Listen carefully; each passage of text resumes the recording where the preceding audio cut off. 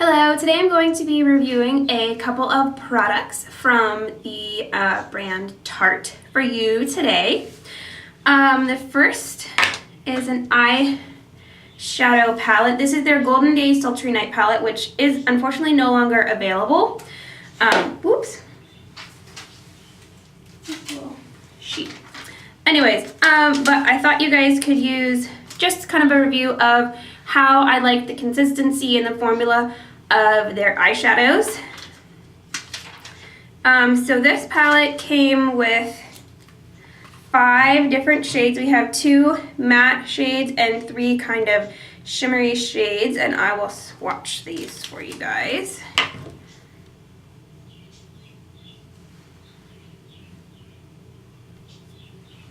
You guys can see those. So let's see where the names go.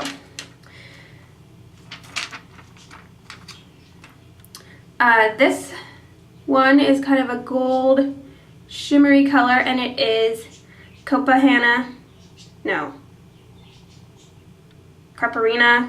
Cocktails, something like that. The next one, this swatch, is the Ocean View, and the last one is kind of a bronzy color. It's called Tropical Sunset. And it also came with a nice matte white and a matte brown color called Toes in the Sand and Espadrilles for those 2. I really like the matte shades. They're really great. I find that they do wear pretty well.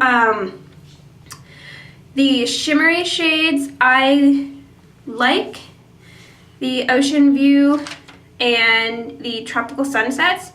The gold one is kind of a weird consistency. It's kind of that consistency you get with makeup that has sparkle in it when you put too much sparkle and you don't have enough of the product. So that one I feel doesn't wear as well, and it's kind of a thicker consistency, but I do really like them. The colors are definitely not as bold when you wear them, an eyeshadow primer helps a lot though. So I really did overall like the shades, and I like the eyeshadows, so I will probably be purchasing from them in the future. Okay, the next Tarte product that I have for you is their Amazonian Clay Full Coverage Airbrush Foundation, and I got the shade Fair to Light Neutral, which is actually not the lightest shade, which I was really excited about.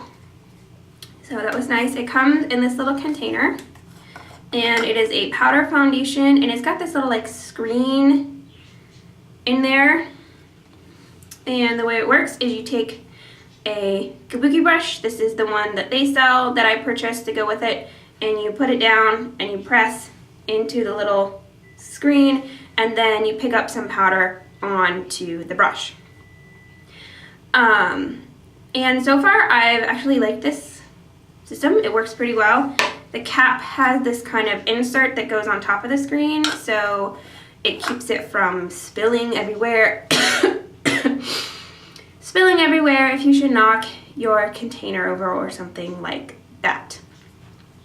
Now I know this says that it's full coverage. I don't really feel like it's full coverage. I feel like it's more of a medium light, but that's what I tend to find on me personally if I get with powder foundation. If I want a real full coverage, I need to get a liquid foundation. That being said, I've really been loving the coverage that I've been getting. I was looking to replace my Garnier BB cream. I tried a couple other drugstore BB creams and I didn't really like any of them, so I thought, oh, I guess we should go shopping in the high-end department. And so I've been really, I know it's not a BB cream, but I saw it and I decided I wanted to try it. So I also got their kabuki brush that came with it. I like it. It's nice and it's fairly stiff, which I think works well for applying the product. I don't feel like too much of the product is getting left in the brush because it's nice and it's dense, so it stays on top, and then you kind of blend it in. The brush was kind of expensive. I think it was $26. But I do feel like it's a nice brush. and that since this was going to be more of a one-time purchase, it was kind of worth the initial investment to purchase the brush that went with the foundation. So I find that I get a lighter coverage that works pretty well if I apply it by itself. If I use a primer, I've been testing out the Benefit Pore Professional Primer, which I got as a little sample from Sephora, or I've been using it with my Too Faced Primed and Poreless powder, and both of those help give just a little bit more towards the medium side of the coverage if I need a little bit more coverage on that day.